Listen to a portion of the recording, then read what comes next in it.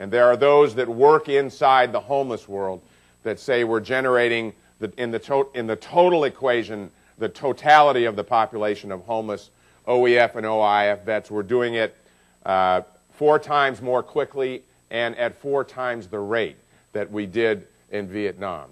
And that the women homeless veteran population right now coming out of these wars is significantly bigger than the male side, and not surprisingly, they have the children. About 10% of the homeless vets coming out of these wars are female, and about 10% of them have children. Those are changes I think we've got to aggressively get in front of. Otherwise, we will live with them for decades, as we have in the past.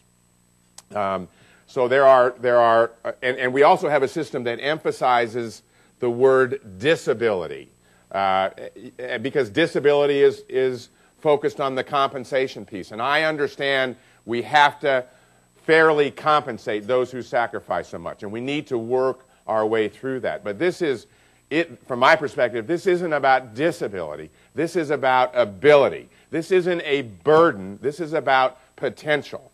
I was not too long ago I've spent some time at universities and colleges because our veteran population is increasing there because of the GI Bill. And at Columbia specifically, I was taken back by the veterans population at Columbia University, which has grown from about 800 and is growing to about 2,000. And the comments from the professors and the students about the added value of the veterans in that environment. And they've got life lessons at a pretty young age.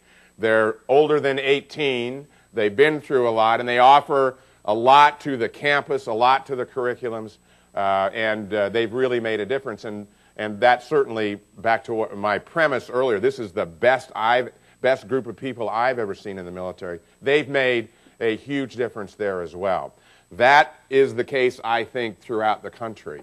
And part of my goal is to focus on communities just like this, but do that also through colleges and universities, because so many are returning, and secondly, because colleges and universities are incredibly well connected to the local community.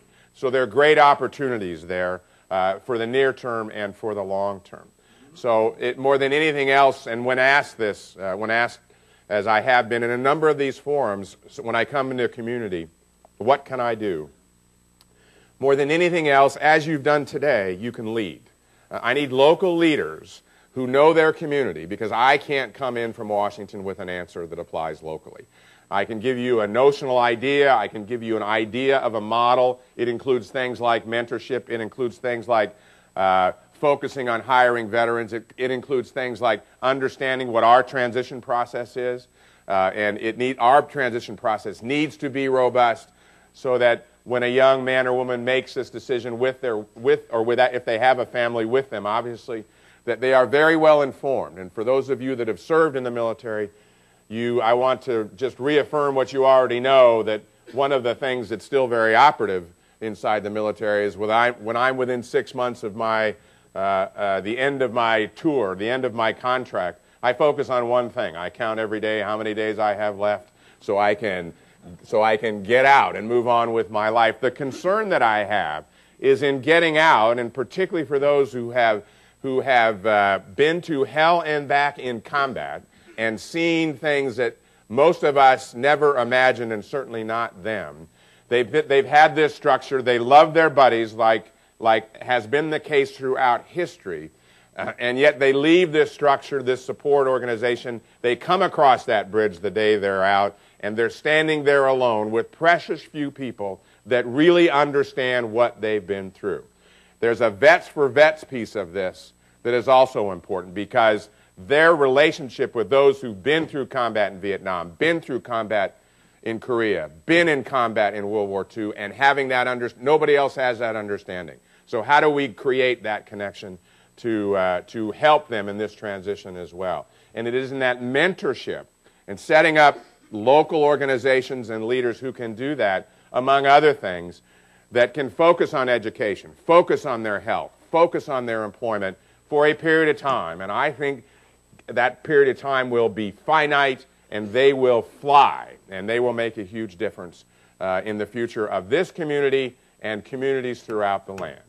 So with that in mind, I understand there's going to be questions and answers come up shortly, but that's really, when asked what I need here and in other communities more than anything else, it is a leader who will take this on so that we can take advantage of this sea of goodwill that is in this room, in this community, and quite frankly in this country, at a time where our men and women have been supported so strongly by the totality of the American people, and connect that sea of goodwill to the organizations in Washington, certainly to the Pentagon where I live, and that we can make those connections so that we can connect these stovepipes in ways that they have not been connected in the past. And I have with me Colonel Dave Sutherland, who actually is a Ohio native. And your mom and dad are here. Are they here at lunch? Right here. Colonel Sutherland, brigade commander in Iraq, 15 months, lost a lot of soldiers, has a passion for this. And for those of you that run big organizations, he is a direct report to me, so he cannot be eliminated on his way to the boss with his ideas. And so this isn't just an idea session for me. You know, Colonel Sutherland, who has worked with many of you to set this up today, but he also will be back in the near future to look at, after you've brainstormed about how to do this locally, how can we then connect all of this so that we can take significant steps forward as rapidly as possible. And I want to say thank you to his parents, who also represent parents who raise young men and women who come and do this that serve and sacrifice and make such a huge difference in our country. So, and then lastly, I would point to, well, how do we do this kind of thing? We set up through the Business Executives for National Security. We started about 7 or 8 months ago a clearinghouse. It's a pilot this year that we're running in 5 states. And the idea of the clearinghouse is to match up the need with the donor, with those who want to help.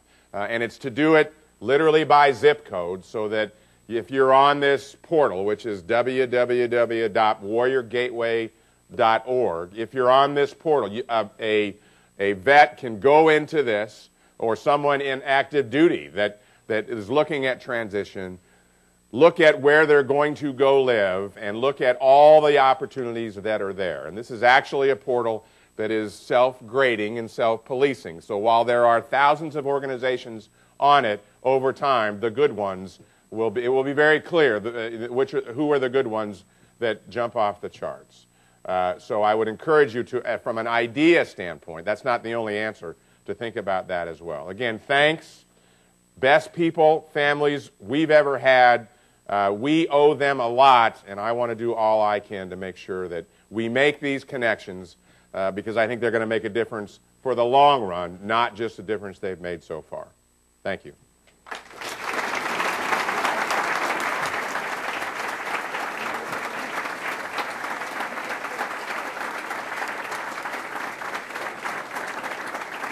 Today at the City Club of Cleveland, we are listening to a Friday forum featuring Admiral Mike Mullen, Chairman of the Joint Chiefs of Staff. We will return to our speaker in a minute for the traditional City Club questions. We encourage you to formulate questions for our speaker now and remind you that your questions should be brief and to the point. Today is the annual Richard W. and Patricia R. Pogue Endowed Forum, made possible by a special gift from Mr. and Mrs. Pogue. We have at the head table today Mr. Richard and Mrs. Patricia Pogue. Will you both please stand to be recognized for your support?